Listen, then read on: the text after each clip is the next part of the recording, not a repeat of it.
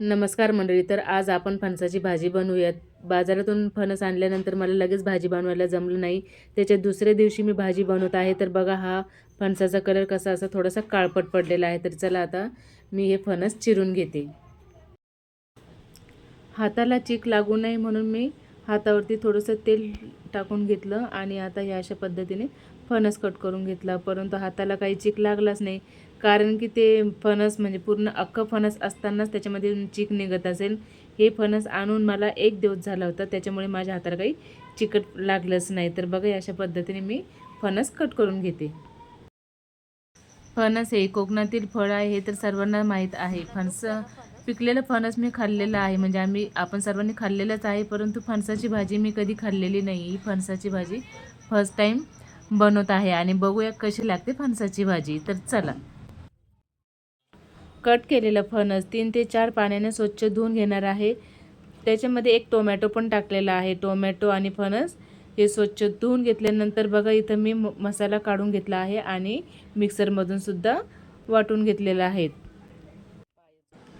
आता इथे कढई चुलीवरती ठेवली आहे. कढई गरम झाल्यानंतर त्याच्यामध्ये पाणी टाकलं. पाणी थोडंसं गरम झाल्यानंतर केलेला फणस कट करून टाकला. थोडी हळद टाकली आणि थोडंसं मीठ टाकलं आणि आता हे थोडंसं शिजू देणार आहे. थोडंसं शिजल्यानंतर आपण याला फोडणी करून घेणार आहोत.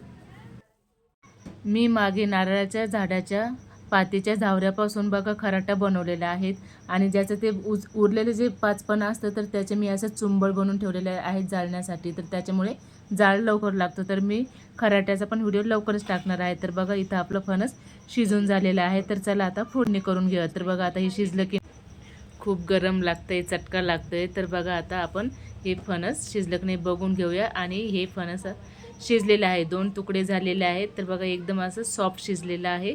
तर चला आता फोडणी करून घेऊयात.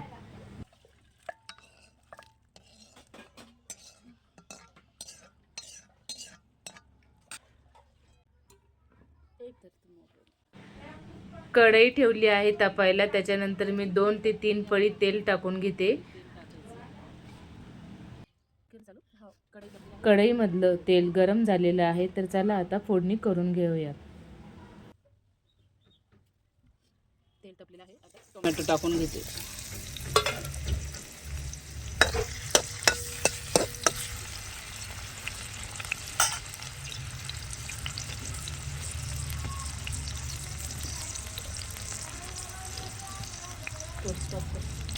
थोडंसं मीठ टाकून घेते, त्याच्यामुळे टोमॅटो लवकर शिजतील.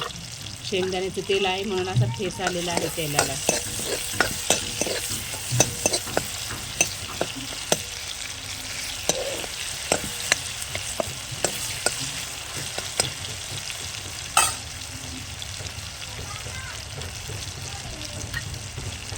हळद टाकली, थोडीशी तरीची मिरची, कारण याला आपल्या भाजीला छान तरी येईल. तर आता हे जे वाटण वाटलेलं होतं आता हे वाटण टाकून घेते.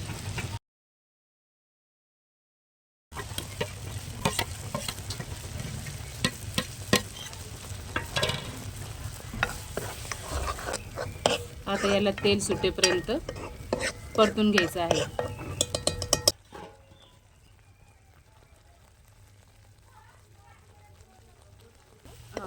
छान तरी सुटलेली आहे बघा. थोडासा गरम मसाला टाकून घेतला आणि हे पण छान असं मिक्स करून घेतलं.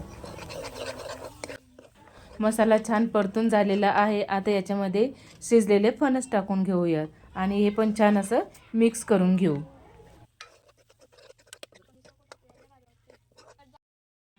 चवीपुरतं मीठ टाकून घेऊ. मीठ थोडंसंच टाकणार आहे, कारण फणस उकडताना पण मी थोडं मीठ टाकलं होतं, त्याच्यामुळे इथं थोडंसंच मीठ घातलेलं आहे आणि आता हे छान असं मिक्स करून घेते. वरून थोडीशी कोथिंबीर टाकून घेतली आणि हे पण छान असं मिक्स करून घेतलं. 4 ते 5 मिनिट झाकण ठेवून वाफेमध्ये थोडंसं शिजवून घेऊया. तर बघा आता 4 ते 5 मिनिटानंतर हे वाफेमध्ये थोडंसं शिजलेलं आहे. तर बघा आता एक छान अशी मस्त भाजी दिसत आहे. तर शौर्याला कोरडीच भाजी खायची होती, तर म्हणून मी टिफिनमध्ये थोडीशी त्याच्यासाठी भाजी काढून घेतली. तर बघा किती छान आणि मस्त दिसत आहे. वास पण छान येत आहे. कढईवरती झाकण ठेवून त्याच्यामध्ये पाणी टाकलं आणि हे गरम पाणी झाल्यानंतर भाजीमध्ये टाकणार आहे. मी नेहमी गरम पाणीच वापरते भाजीमध्ये टाकण्यासाठी, कारण भाजी लवकर शिजते आणि छान टेस्ट पण लागतो भाजीला. गरम झालेलं पाणी कढईमध्ये टाकून दिलं आणि परत एकदा नीट व्यवस्थित भाजी हलवून घेतली. जितका रसा लागतो तितकं पाणी टाकून घेतलं आणि परत ही भाजी 5 मिनिटं शिजून घेऊया.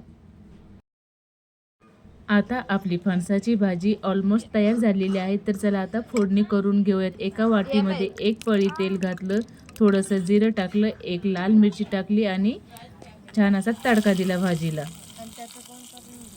वरतून थोडीशी कोथिंबीर गार्निश करून घेतली. तर बघा छान आणि मस्त भाजी तयार झालेली आहे. तर चला मंडळी, या जेवण करायला.